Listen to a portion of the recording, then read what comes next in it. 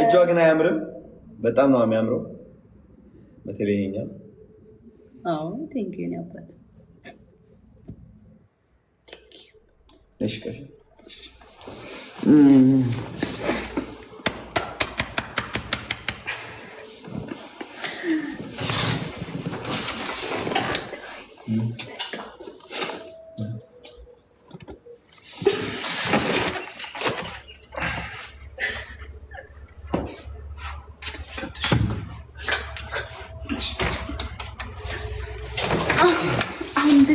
እንግዲህ ጌም ልጆት ቻው በቃ ባይ።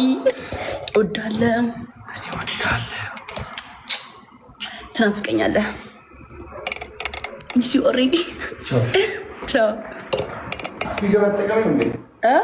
አይ ዛሬ ይቅር ልትወስጃት። እሺ